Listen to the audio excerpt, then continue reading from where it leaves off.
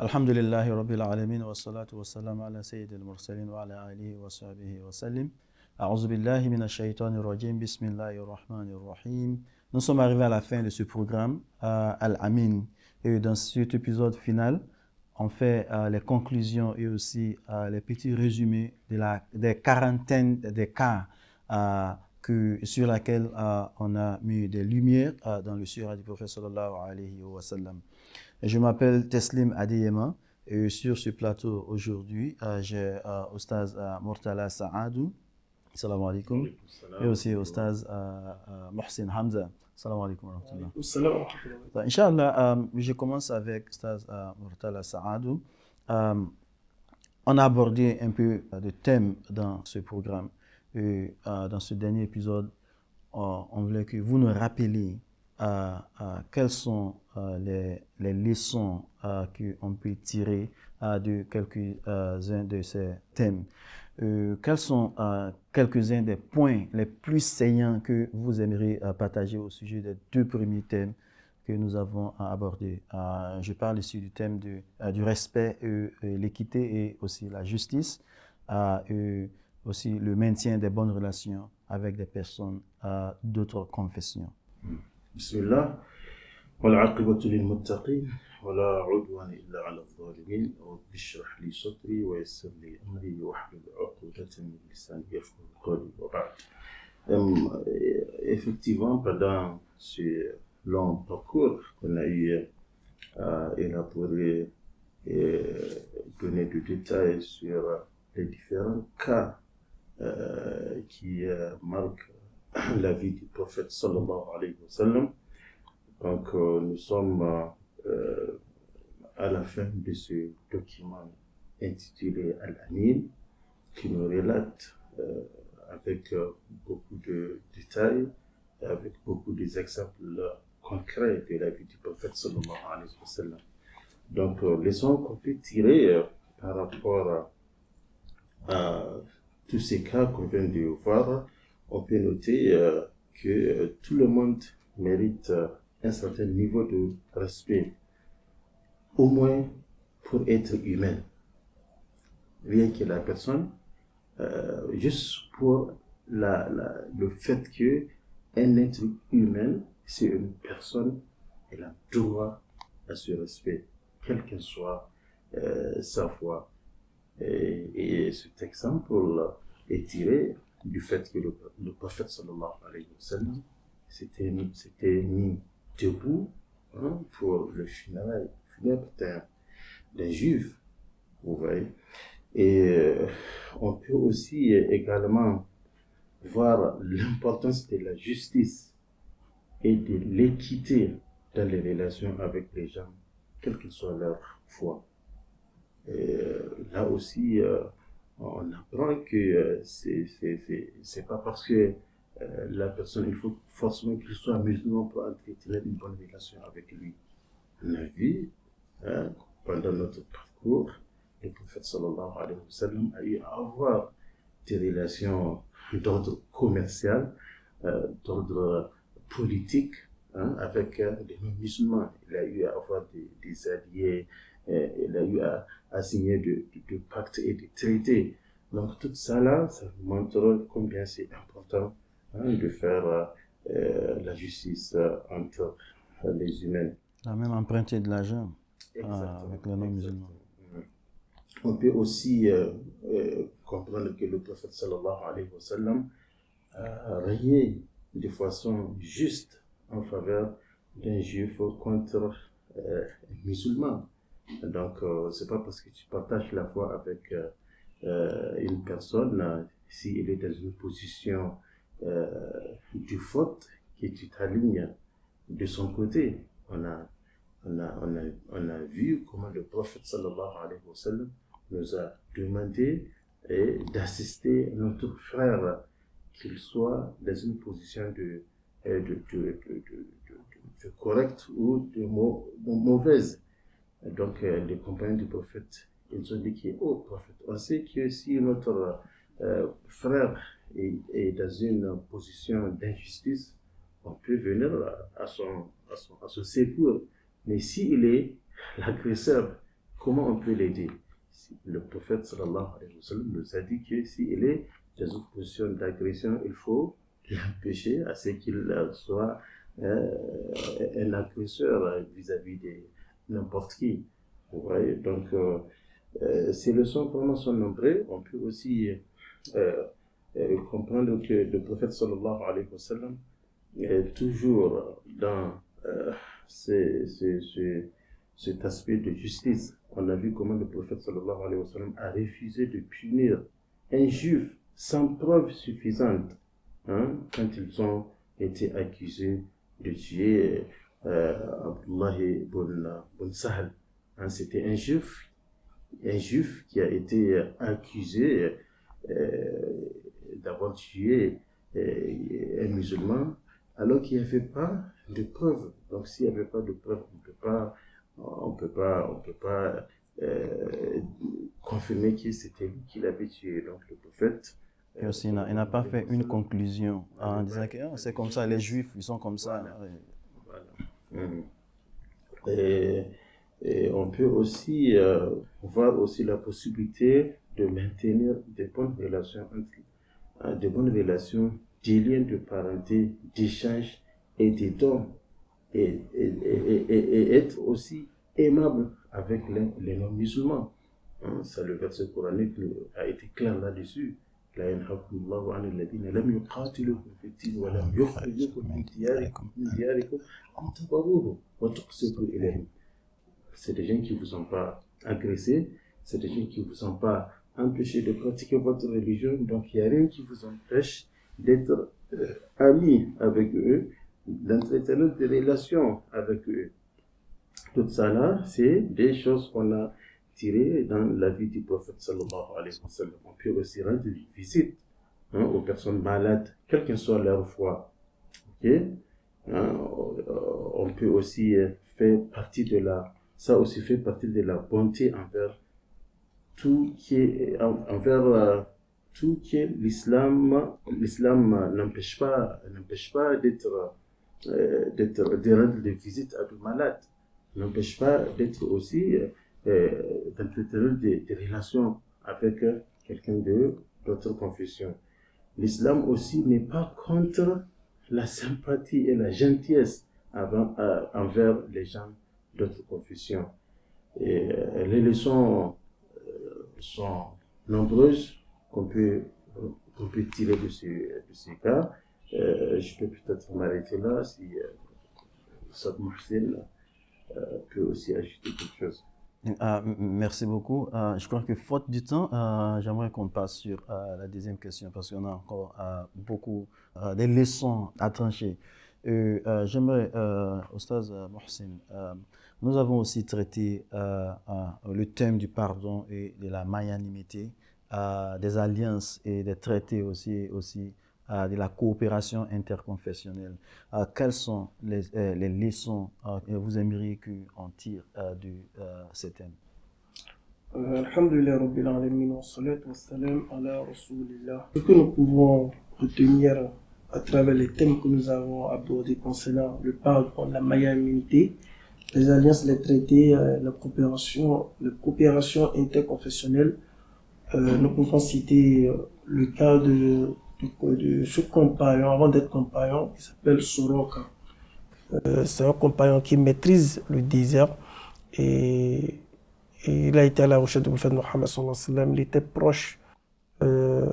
proche de son but de tuer le prophète Mohammed sallallahu alayhi wa sallam. Et pour des raisons matérielles. Oui, pour des raisons matérielles, merci. Et le prophète a prié contre lui et il s'enfonçait même dans la terre. Mais le prophète sallallahu alayhi wa sallam l'a pardonné, comme il a présenté les excuses. Il a fait preuve de pitié, le prophète l'a pardonné. Nous pouvons citer aussi également, nous avons aussi de compagnons qui s'appelle Zayd ibn Sun'a. C'est un compagnon qui est venu tirer le col du prophète Mohammed sallallahu alayhi wa sallam, juste il veut demander quelque chose. Et voilà, de lui donner, de le pardonner, de le pardonner. Nous avons aussi les Juifs qui ont empoisonné le prophète Mohammed sallallahu alayhi wa sallam, le prophète les a pardonnés. Nous avons des Bédouins qui voulaient tuer le prophète Mohammed sallallahu alayhi wa sallam, il les a pardonnés. Tout ceci, ça fait partie du pardon. Donc, la première leçon, le prophète sallam, il pardonne. Et alors que toutefois, il peut avoir de représailles de son côté. L'islam n'a pas refusé de riposter, mais lui choisit toujours le côté le plus bon. Peur que les gens, à travers son attente, ne soient pas déviés du droit chemin. Le prophète Mohammed sallallahu alayhi wa sallam, également, il a eu des relations avec les non-musulmans. Beaucoup de relations. Tout d'abord, s'il constate que ça ne va pas, il cherche comment avoir des traités, comment s'entendre sur des points, afin de consolider, de sauvegarder la paix dans la société. Aussi les relations humaines, les valeurs humaines plutôt, de comment les préserver. Et c'est le cas, il a fait avec ceux de Quraysh, où lors de son qu'on appelle de son voyage pour faire le petit pèlerinage, où ils se sont rencontrés, et Hudaybiyah, où ils ont eu des traités, malgré que le traité avantageait plus les Qurayshites, de leur côté, du point de vue qu'on appelle de l'apparence, ça avantageait plus les Qurayshites, alors que dans le fond, ça avantageait tout le monde. Donc, ils cherchaient toujours comment avoir de compromis avec ces gens pour ne pas verser le sang, pour garder toujours ces valeurs humaines qui sont entre nous. C'est le cas aussi de prophète Mohammed sallallahu alayhi wa sallam. Il a eu des traités avec des chrétiens, des politistes, il les a reçus à la mosquée, toujours dans l'optique d'avoir la paix, de consolider la paix, d'avoir des relations pour faire avancer qu'on appelle le monde. Et il a eu à faire tout ça là. Et le prophète Mohammed sallallahu alayhi wa sallam, de tout ça, nous pouvons retenir quelques leçons pour dire, le prophète Mohammed sallallahu alayhi wa sallam, il pardonne. Il choisit plus le pardon. Peur que sa manière de se venger ne soit pas un frein pour l'autre à ne pas accepter l'islam. Le prophète Mohammed sallallahu alayhi wa sallam, il fait preuve de magnanimité, toujours dans l'optique de sauver des gens, de ramener les gens sur le droit chemin, qu'ensemble nous irons au paradis. C'est le cas de ce jeune Qurayshite qui a embrassé l'islam au moment en s'agonisant, il a embrassé l'islam. Et le prophète Mohammed était très content le jour-là pour dire, mais c'est ça qu'il voulait, c'est ça qu'il voulait. Autre leçon aussi également, le prophète Mohammed sallallahu alayhi wa sallam, il accepte des traités. Parfois même, il cherche même à faire des traités. Si les gens viennent à lui pour des traités, il accepte. S'ils ne viennent pas lui-même, il s'avance sur le terrain pour chercher des traités afin d'avoir la paix dans la société. Tout ceci, l'objectif d'avoir la paix, l'objectif ici également de ne pas être un frein pour l'autre à ne pas bénéficier du paradis. Voici les grandes leçons que nous pouvons retenir à travers les chapitres que nous avons abordés au niveau du pardon, de magnanimité, aussi des relations interconfessionnelles. Merci beaucoup. Ça, c'est sur les thèmes du pardon, de la magnanimité et des alliances, des traités et aussi la coopération interconfessionnelle dans la vie du prophète sallallahu alayhi wa sallam. Oustaz Murtala, nous avons aussi examiné deux autres thèmes, celle de la tolérance intraconfessionnelle et aussi certaines questions générales ou diverses dans la vie du prophète sallallahu alayhi wa sallam. Que voudriez-vous qu'on n'oublie pas sur ce thème? Oui, effectivement, pendant ce parcours, on a examiné tous ces thèmes-là, surtout en ce qui concerne la tolérance. Donc, les leçons qu'il faut tirer, que le musulman devrait être plus tolérant, patient et indulgent à l'égard des paroles et des insultes non protégées de ceux qui sont ignorants, arrogants ou qui essaient de faire du mal.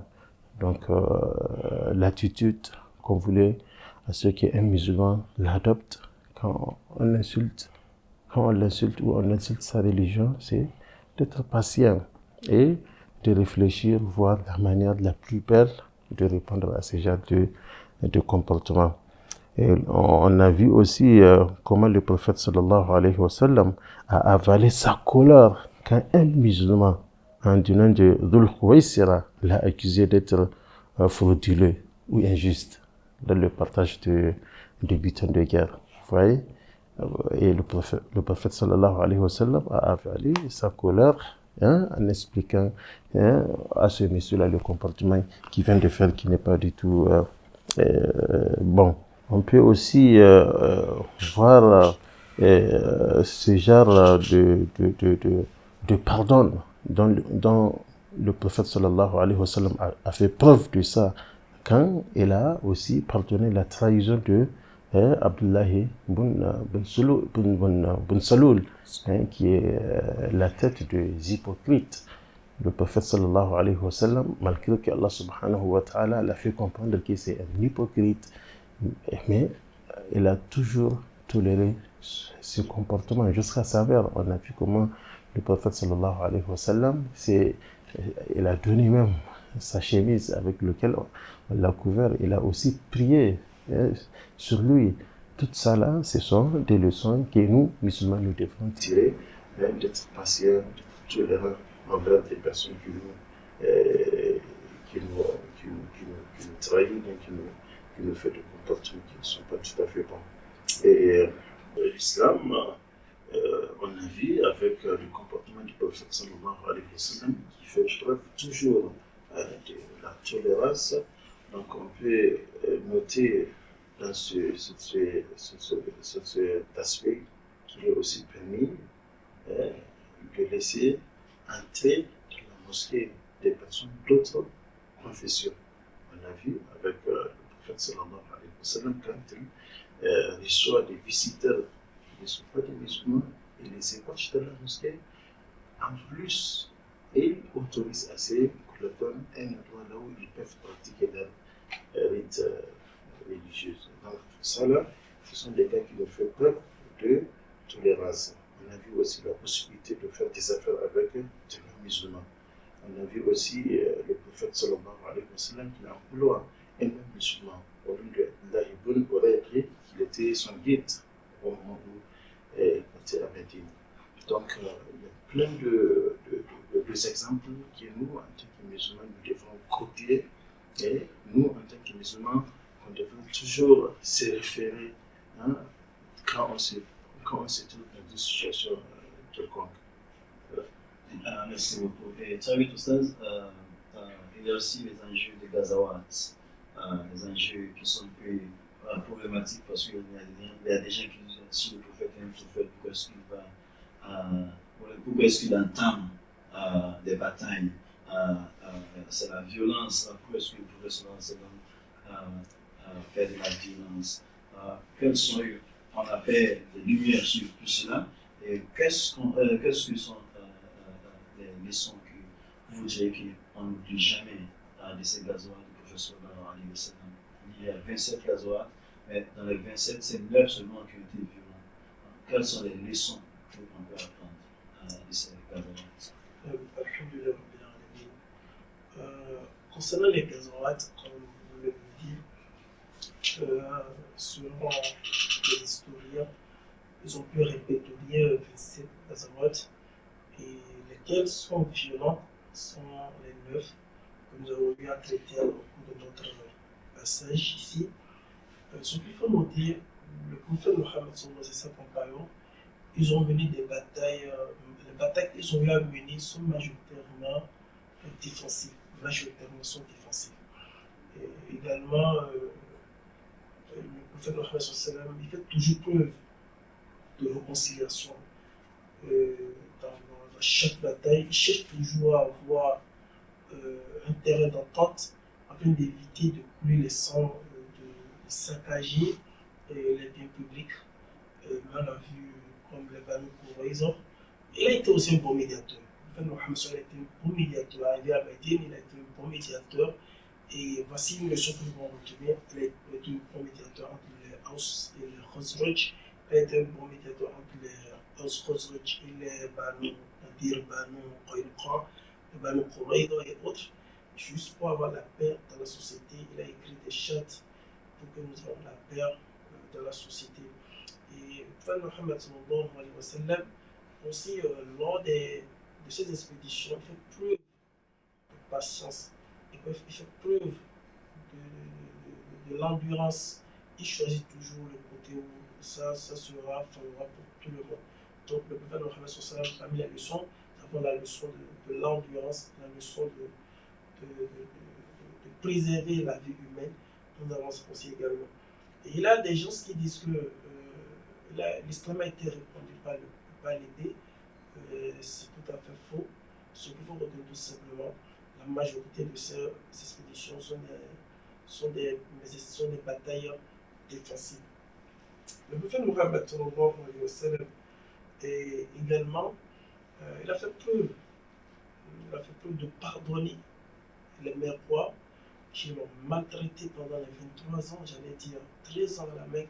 Arrivé en Médine, ils n'ont pas cessé avec Badr, avec Uhud, avec Khandak, ils n'ont pas cessé. Mais à la conquête de la Mecque, le prophète Mohammed sallallahu alayhi wa sallam dit Antum tulaqa, vous êtes libres, vous êtes libres. Ils étaient étonnés, il a choisi. Il a compris que c'était Shaitan qui a semé cette animosité entre eux. C'était pas quelque chose qui venait d'eux. Donc il a fait preuve de sens également. Le prophète Mohammed sallallahu alayhi wa sallam, ce qu'on peut aussi apprendre de lui, pour avoir un résultat, parfois ça prend le temps. Le résultat de la Mecque que nous avons vu aujourd'hui, s'il était pressé, on n'aurait jamais ce résultat-là aujourd'hui. Pour nous aussi, les droites, les prédicateurs, les éveils de conscience, parfois les résultats ne sont pas vite et ne se présentent pas vite. Prenons le temps de continuer le chemin et Inch'Allah, on aura les résultats comme le professeur a aussi aujourd'hui les résultats. Tout le monde regardez, tout le monde entier, l'islam est propagé, les gens adhèrent à l'islam, les gens ne sont pas les non-musulmans, les gens même, ils ont l'intention, comme les orientalistes, on appelle les mouchachikoun, ils ont l'idée de venir détruire l'islam avec les arguments de l'islam, mais s'ils viennent à l'islam, ils deviennent des musulmans. C'est pour dire que nous devons, et qu'on appelle évoluer ainsi, avoir la patience. L'autre leçon aussi à apprendre, le prophète Mohammed sallallahu alayhi wa sallam, tout ce qu'il faisait au niveau des Ghazawat, ça se basait sur les preuves venant d'Allah, le Coran. Si Allah ne lui donne pas la permission de faire quoi que ce soit, il ne le fait pas. Il est resté 13 ans à la Mecque, il n'a jamais riposté, parce qu'il n'a pas reçu l'ordre. Arrivé à Médine, ils ont fait presque 2 ans, ils sont venus encore pour chercher querelle, c'est là qu'ils ont riposté. Donc, il a reçu maintenant l'ordre d'Allah pour dire que vous pouvez toutefois riposter et enfin on appelle préserver votre humeur. Nous avons beaucoup de leçons, beaucoup de Ghazawat. Il a fait preuve de humanité. Au lieu de Dieu, il a dit de ne pas détruire les biens publics, de ne pas tuer les enfants, de ne pas tuer les femmes, de ne pas tuer ceux-là qui ne sont pas concernés dans la guerre, de ne pas tuer les rabbins, de ne pas tuer les vieux. Tout ça, ça fait plus de que si c'était une guerre véritablement de ne pas tuer, vous venez dans une contrée, vous ne tuez pas tout le monde, vous tuez seulement ceux-là qui sont concernés. Ça montre que l'objectif de quel genre de guerre Vous voyez quel genre de guerre? C'est véritablement une guerre, c'est pas ce que nous voyons aujourd'hui. Regardez, on bombade, on détruit tout, C'est le cas de l'Ukraine, comme un exemple palpable. On ravage tout sur son chemin. Mais ce n'est pas le cas. C'était le cas, le peuple se va saccager. Il a fait preuve d'humanité. Donc, le peuple nous enseigne ceux-là qui disent véritablement que l'islam a été répandu par le peuple. Tout ce que nous pouvons leur dire, c'est eux-mêmes de venir chercher le texte, de lire, de comprendre, d'analyser. Pas forcément de rester loin de critiquer, de suivre ce que les médias racontent sur l'islam. Et ceux aussi qui sont des extrémistes, qui restent dans leur côté, ils prennent des décisions. Nous sommes dans des pays laïcs, majoritairement en Afrique. On n'a pas le droit, de rester quelque part pour dire voici notre État islamique et ils sont capables de faire tout ce qu'ils veulent. Ce n'est pas de la religion. Donc, si nous voyons un groupe, peu importe le groupe, et ils se revendiquent pour dire qu'ils veulent pratiquer la charia, ce n'est pas de cette manière que le prophète Mohammed sallallahu alayhi wa sallam nous enseigne la charia. Nous avons des savants, ils comprennent l'enjeu, ils savent comment faire pour avoir dans un pays laïque, on doit rester ensemble. On a une charte. Le prophète Mohammed sallallahu alayhi wa sallam, il n'a pas imposé le Coran directement à ceux qui sont en Médine. Il a écrit une charte qui résonne, qui respecte tout ce dont qu'ils avaient besoin dans la société. Donc, c'est pour dire, tous les éléments de ces chants provenaient du Coran. Du Coran. Et juste eux-mêmes voyaient qu'il a du sens dedans. Par exemple, la charte de Médine avec les Banu Qurayza et les autres Banu, on a vu que évidemment, eux-mêmes ils ont su. Parce qu'ils ont fait le tawqi, ils ont signé. Ça montre qu'eux-mêmes ils sont satisfaits de ce qui se trouve dedans. C'était pour un intérêt général. un maslaha, un intérêt général. Donc c'est pour dire que pour toute personne qui veut véritablement faire son islam, revendiquer quelque chose, faire des traités, quoi que ce soit pour faire avancer l'islam, on lui demande humblement de prendre le prophète Mohammed comme l'excellent modèle pour ne pas être blâmé le jour de la résurrection. Merci beaucoup, Ostaz, pour cette belle intervention. Et ceci a démontré que le prophète sallallahu alayhi wa sallam a été toujours pour à la consolidation de la paix. Il n'était pas là pour la violence, il n'était pas là pour prendre des esclaves, il était seulement pour la paix. Et aussi, quand on définit l'islam, quand on dit quelle est la définition de l'islam, la définition de l'islam la plus simple, on dit toujours l'islam, c'est la paix. Et voilà ce que le prophète sallallahu alayhi wa sallam nous enseigne.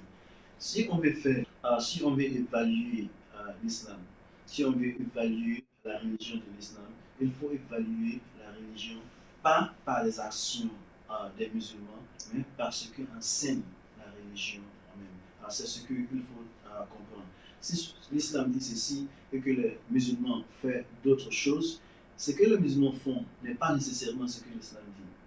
Donc, au lieu de prendre les actions des musulmans pour définir l'islam, au lieu de prendre les actions des musulmans pour faire l'évaluation de l'islam, ce n'est pas ainsi que ça compte. On utilise les sources même de l'islam, comme le Coran et la Sunna du prophète sallallahu alayhi wa sallam, pour évaluer les actions des musulmans. Donc, quand un musulman fait quelque chose, on se demande est-ce que l'islam vous enseigne? Donc, si ce n'est pas ce que l'islam vous enseigne, ce n'est pas l'islam qui le fait. On se tourne toujours vers le Coran et la Sunna du prophète sallallahu alayhi wa sallam, et aussi même le Sira du prophète sallallahu alayhi wa sallam. Voilà la raison pour laquelle ce programme a été basé sur la vie, quelques cas dans la vie du prophète sallallahu alayhi wa sallam, pour expliquer la consolidation de la paix entre musulmans et aussi entre musulmans et les non-musulmans. Ostaz Mohsin, un dernier mot pour... Oui, je vais juste un peu... Oui, Ostaz